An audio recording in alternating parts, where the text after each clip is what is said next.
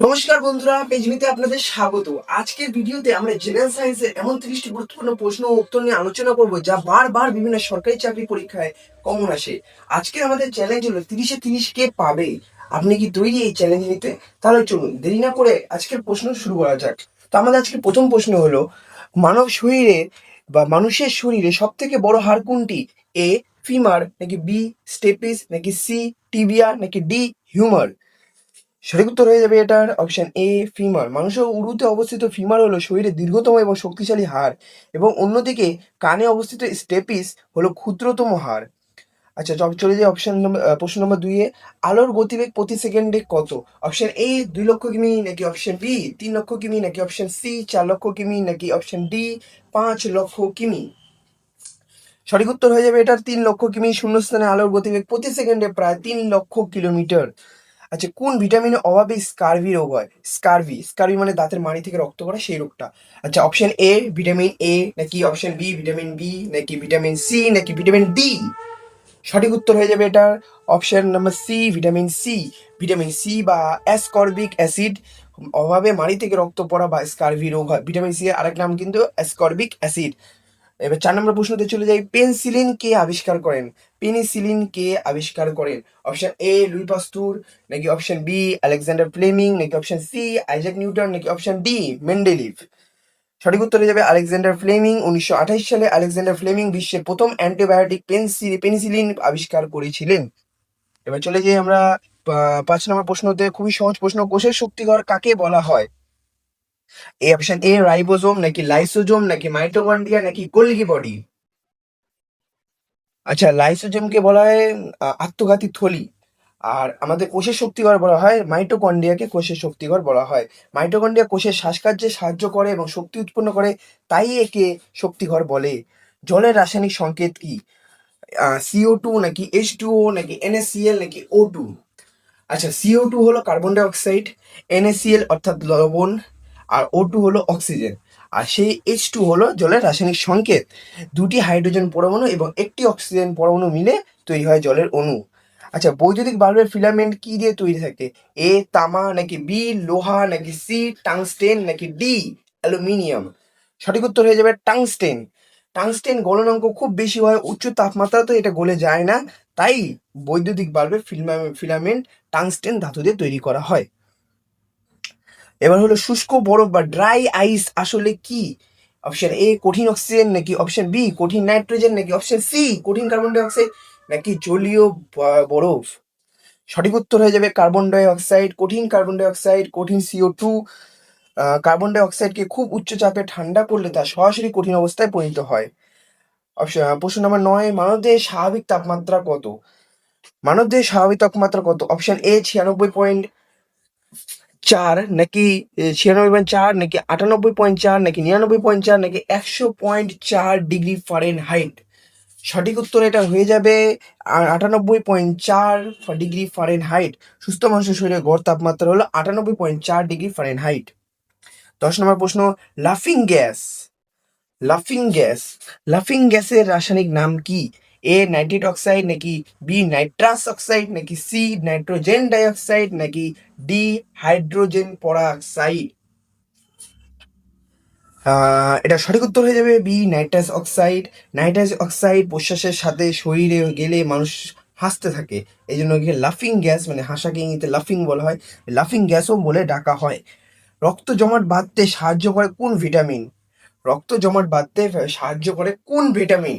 Option number A vitamin E, নাকি option number B vitamin K, নাকি option C vitamin D, নাকি option D vitamin A? অর্থাৎ vitamin E, নাকি কে, নাকি D, নাকি এ? সঠিক উত্তর হয়ে যাবে এটা ভিটামিন কে। শরীরে ভিটামিন কে এর অভাবে কোথাও কেটে গেলে রক্ত সহজে জমাট বাঁধতে চায় না। আচ্ছা, 12 নম্বর প্রশ্ন। তোমরা দেখতেই পাচ্ছ, বায়ুমণ্ডলে কোন গ্যাসের পরিমাণ সবচেয়ে বেশি? এ অক্সিজেন, নাকি বি কার্বন ডাই অক্সাইড, নাকি সি নাইট্রোজেন, নাকি ডি হাইড্রোজেন? সঠিক উত্তর হয়ে যাবে এটা নাইট্রোজেন। বায়ুমণ্ডলে প্রায় 78 নাইট্রোজেন গ্যাস থাকে। চলে যে 13 নম্বর প্রশ্ন। শব্দ সব থেকে দ্রুত চলে কোন মাধ্যমে? এ শূন্যস্থানে, নাকি বি জল, নাকি অপশন সি বাতাস, নাকি ডি কঠিন পদার্থ অর্থাৎ লোহা? সঠিক উত্তর হয়ে যাবে কঠিন পদার্থ লোহা। পদার্থের ঘনত্ব যত বেশি হয় শব্দের গতিবেগ তত বেশি হয়। এবার 14 নম্বর প্রশ্ন, পিঁপড়ের হুলে কোন অ্যাসিড থাকে? পিঁপড়ের হুলে কোন অ্যাসিড থাকে যার জন্য ফুলে যায় বা জ্বালা হয়? এ ল্যাকটিক অ্যাসিড, নাকি বি সাইট্রিক অ্যাসিড, নাকি সি ফর্মিক অ্যাসিড, নাকি অপশন ডি অ্যাসিটিক অ্যাসিড? তো সঠিক উত্তর হয়ে যাবে ফর্মিক অ্যাসিড। লাল পিঁপড়ের হুলে ফর্মিক অ্যাসিড থাকে যার ফলে কামড়ার জায়গাটি জ্বলা করে, কামড়ালে জায়গাটি জ্বলা করে বা জ্বালা করে। পরমাণু নিউক্লিয়াসে কি কি থাকে? পরমাণু নিউক্লিয়াসে কি কি থাকে? অপশন এ ইলেকট্রন ও প্রোটন, নাকি অপশন বি প্রোটন ও নিউট্রন, নাকি অপশন সি ইলেকট্রন ও নিউট্রন, নাকি ডি শুধুমাত্র প্রোটন? তো সঠিক উত্তর হয়ে যাবে অপশন বি প্রোটন ও নিউট্রন। পরমাণুর কেন্দ্রে নিউক্লিয়াসে প্রোটন ও নিউট্রন থাকে, পরমাণু কেন্দ্রে থাকে। আচ্ছা, 16 নম্বর প্রশ্ন, উদ্ভিদের রান্নাঘর কাকে বলা হয়? খুবই সহজ একটা প্রশ্ন, বাচ্চাবেলা ছোটবেলাতে প্রশ্ন। অপশন এ পাতা, নাকি অপশন বি নাকি অপশন বি কাণ্ড, নাকি অপশন সি শিকড়, নাকি অপশন ডি ফুল? সঠিক উত্তর হয়ে যাবে পাতা। পাতায় ক্লোরোফিলের সাহায্যে উদ্ভিদ সূর্যের আলোকে ব্যবহার করে নিজের খাদ্য তৈরি করে। তো 17 নম্বর প্রশ্ন, কুইনিয়ান কোন গাছ থেকে পাওয়া যায়? এই প্রশ্নটা আগেও আমি করেছিলাম। আচ্ছা যাই হোক, তো অপশন এ তামাক, নাকি অপশন বি সিনকোনা, নাকি অপশন সি কফি, নাকি অপশন ডি সর্পগন্ধা? সঠিক উত্তর হয়ে যাবে সিনকোনা। সিনকোনা গাছের ছাল থেকে কুইনিয়ান তৈরি হয় যা ম্যালেরিয়া চিকিৎসায় কাজে। আচ্ছা, সোনার রাসায়নিক চিহ্ন কি? সোনার রাসায়নিক চিহ্ন কি? অপশন এ এজি, নাকি এফ ই, নাকি এ ইউ, নাকি সি ইউ? সোনার রাসায়নিক চিহ্ন কি? আচ্ছা, এই যে যে প্রশ্নগুলো করছি নিশ্চয়ই খুব সহজ প্রশ্ন, তবে এই প্রশ্নগুলো কিন্তু চাকরি পরীক্ষায় বারবার এসে এর প্রত্যেকটা কোশ্চেন মুখস্থ করবে। আর এই পিডিএফটা তোমরা যে নিতে চাও ফ্রিতে, তাহলে লাস্ট অব্দি যুক্ত থাকবে। সঠিক উত্তর হয়ে যাবে এ ইউ। সোনার রাসায়নিক চিহ্ন হলো এ ইউ। সোনার ল্যাটিন নাম হলো aurum, A U R U M থেকে এই ইউ চিহ্নটি এসেছে। মানুষের লালারসে মানুষের লালারসে কোন এনজাইম থাকে? অপশন এ পেপসিন, নাকি অপশন বি ট্রিপসিন, নাকি অপশন সি টাইলিন, নাকি অপশন ডি ইনসুলিন? তো সঠিক উত্তর হয়ে যাবে এটা টায়ালিন। লালারসে থাকা টায়ালিন শ্বেতসার জাতীয় খাদ্য হজম করতে সাহায্য করে আমাদের শরীরে।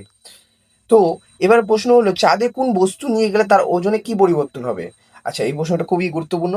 অপশন 20 নম্বর প্রশ্ন, চাঁদে কোনো বস্তু নিয়ে গেলে তার ওজনের কি পরিবর্তন হবে? ওজন অর্থাৎ ভারের কি পরিবর্তন হবে?